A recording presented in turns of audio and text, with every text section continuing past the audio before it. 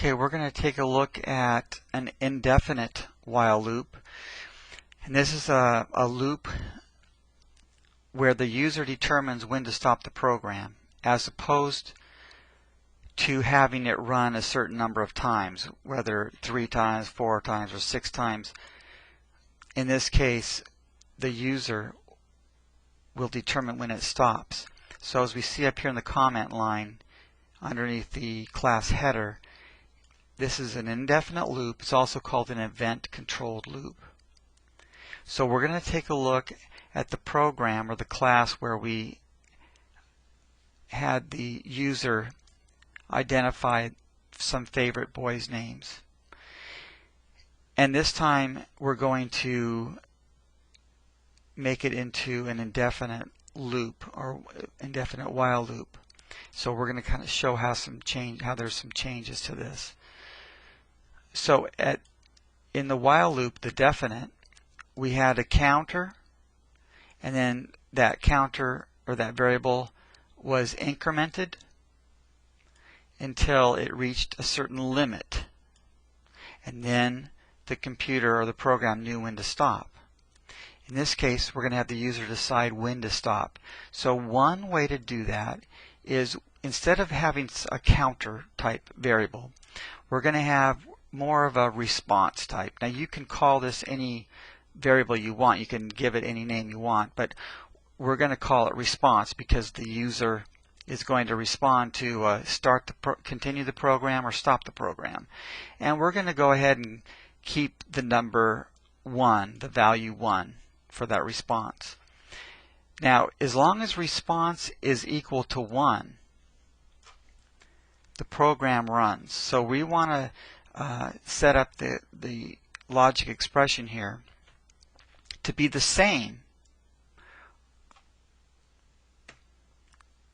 or to contain the same value as this response variable. So when you set this up to be 1, or to be what you want it to be to continue the program, so that when you get to the while loop statement or the while statement, it will actually run. So set response equal to 1. So now if response is equal to 1, now the loop will start. Then we asked for a boy's name, we get the input, and then we respond to the user's input. And then we want to give them an opportunity to decide, do we want to enter another name or not. And so what we can do, instead of having the counter, we're going to replace it with a question or a prompt. So instead of having a counter that increments, we're going to ask the user or prompt them to enter a 1 if they want to continue, because the 1 is what causes the loop to go through or to start. Or any other number will stop it, because anything other than 1 is going to stop it. As you can see here, it's got to be equal to 1. And so we get the user's response. So you have to have a prompt and an input statement.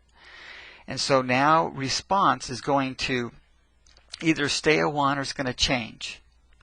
And so we will compile this and then run it. So it says list of boys' names, so we enter a name. And it says, it gives a response, and it says enter 1 to continue or another number to stop. So we can go 1, enter, list of favorite boys. So it starts all over again. And so you can enter a name and ask you 1 to continue or any other number to stop. Let's do 1 again and enter a name. And then this time I'm going to enter any other number, 7. So it stops the loop, kicks out of it, and then prints thank you for your list of favorite boys' names. Another thing you could do is you could use a string, and you could make it equal to maybe the letter Y.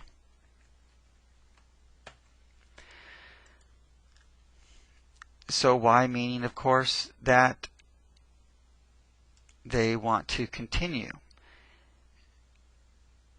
Now you can change then this while statement logic expression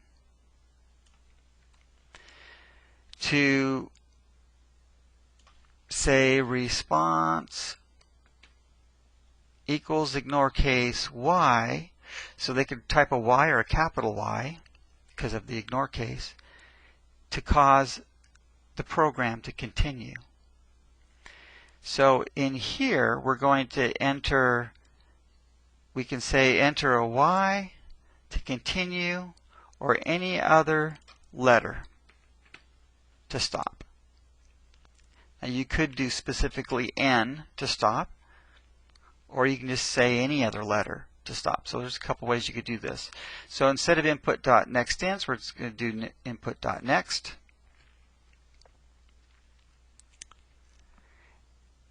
Alright, so now we started with the value in response with the value y. As long as it's y, it's going to go through the loop. At the end of the loop, we want to ask if the y to continue or any other letter to stop, and then we get their response, and then we'll see how that goes. So let's go ahead and compile this and then run it. So their boy's name, enter y to continue, so I'll hit a y, another name, enter y to continue. I'm just going to hit a letter U. Okay, so it stopped the loop and ended the program. So that is how you do an indefinite or an event-controlled loop.